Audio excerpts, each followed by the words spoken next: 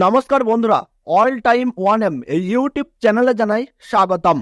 আগামী দিনে আলুর দাম কি হবে?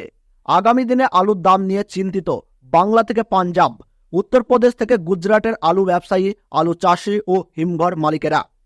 এই বছর বাংলা তথা সারা পশ্চিমবঙ্গে আলুর চাষ কীরকম হয়েছে, আগামী দিনে আলুর দাম কেমন হতে পারে, কোন কোন জায়গায় সর্বাধিক পরিমাণে বাড়তে পারে আলুর দাম, তো এই সব সংক্রান্ত বিষয়ে কিছু গুরুত্বপূর্ণ তথ্য কিন্তু আজ আপনাদেরকে জানিয়ে দেব।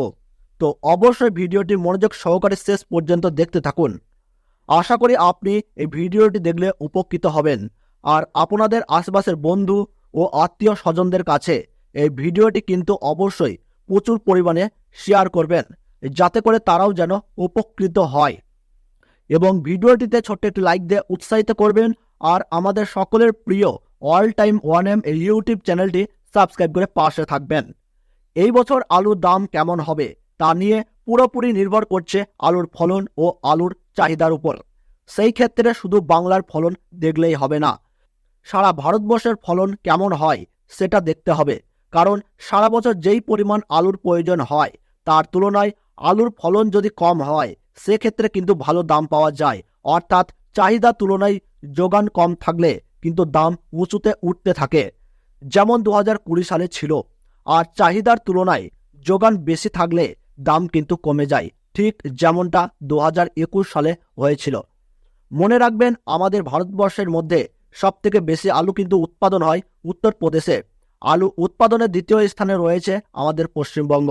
এছাড়াও পাঞ্জাব, গুজরাট, মধ্যপ্রদেশ ও বিহারে কিছু পরিমাণে আলু চাষ হয়ে থাকে।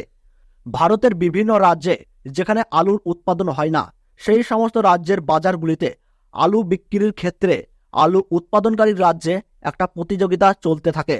যেমন উড়িষ্যার বাজারে একচেটিয়া বাংলার আলু বিক্রি হয়, কিন্তু উত্তরপ্রদেশের আলুর দাম বাংলার আলুর দামের তুলনায় যদি কম হয়, তাহলে কিন্তু উড়িষ্যার বাজারগুলিতে উত্তরপ্রদেশের আলু বিক্রি হওয়া শুরু হয়, আর বাংলার আলু বিক্রি কিন্তু রীতিমতো কমে যায় তখন। এবার আসি এই বছর সারা দেশে আলু চাষ কেমন হয়েছে সেই প্রসঙ্গে। সারা দেশে কত পরিমাণ জমিতে আলু চাষ হয়েছে, বা গত বছরের তুলনায় চাষ কতটা কম হয়েছে বা বেশি হয়েছে, তা কিন্তু নিশ্চিত করে বলা একদমই সম্ভব নয়। কারণ এর কোনো নির্ভরযোগ্য তথ্য আমাদের দেশে কিন্তু কোথাও নেই। যেসব তথ্য পাওয়া যায় তা কিন্তু নিজ এলাকার আলু ব্যবসায়ী ও কৃষকদের আনুমানিক তথ্য। কিন্তু সূত্র মারফত জানা যাচ্ছে, এই বছর আগের বছরের তুলনায় আলু চাষ কিন্তু সামান্য পরিমাণে কম হয়েছে। প্রাকৃতিক বিপর্যয়ের প্রভাবে পশ্চিমবঙ্গ সহ উত্তরপ্রদেশের আলু চাষ ও ফলন কিন্তু কমের দিকেই, যদিও উত্তরবঙ্গের ফলন বিগত বছরের মতোই কিন্তু হয়েছে। আগামী দিনে আলুর দাম কি হবে তা নিয়ে কিন্তু বলা সম্ভব নয়, তবে আপনাদেরকে কিছু গুরুত্বপূর্ণ তথ্য জানিয়ে রাখতে পারি।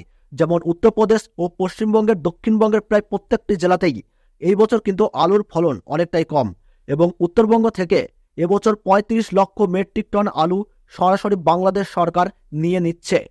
এছাড়াও আগামী কিছুদিনের মধ্যেই বাংলাদেশ কিন্তু আরও উত্তরবঙ্গ থেকে আলু নিতে চলেছে। এর ফলে উত্তরবঙ্গের বাজারগুলিতে এখনই কিন্তু আলুর চাহিদা আকাশ ছোঁয়া হয়ে পড়েছে। বস্তাপ্রতি আলুর দাম কিন্তু হুড়মুড়িয়ে বাড়ছে। এছাড়াও আসাম, নেপাল ও ভুটানেও কিন্তু উত্তরবঙ্গের আলু প্রচুর পরিমাণে পাঠানো হচ্ছে। সারা দেশে এই বছর আলুর ফলন অনেকটাই কম, আর এখন থেকেই যেই পরিমাণ আলুর চাহিদা লক্ষ্য করা যাচ্ছে, তাতে করে কিন্তু অনেকেই মনে করছেন আলুর দাম এই বছর বিপুল পরিমাণে বাড়তে পারে। তার ফলে প্রচুর কিন্তু লাভবান হতে পারেন আলু ব্যবসায়ী থেকে শুরু করে আলু চাষি, কৃষক ও আড়তদারেরা। তবে এটি কিন্তু কেবল পুরোটাই সম্ভাবনা। আপনারা কোনো গুজবে কান দেবেন না, বিভ্রান্ত হয়ে কোনো সিদ্ধান্ত নেবেন না। নিজের বিচার বুদ্ধিকে কাজে লাগিয়ে আলু কেনা বেচা সিদ্ধান্ত নিন। কারণ কারো কথা শুনে আপনি যদি লসের সম্মুখীন হন, তাহলে কিন্তু ক্ষতির বোঝা আপনাকেই বহন করতে হবে। তো বন্ধুরা, পরবর্তী আপডেট পাওয়ার জন্য অবশ্যই ভিডিওটিতে একটি ছোট্ট লাইক দিয়ে উৎসাহিত করবেন, এবং আমাদের সকলের প্রিয় অল টাইম ওয়ান এম এই ইউটিউব চ্যানেলটি সাবস্ক্রাইব করে সঙ্গে থাকবেন।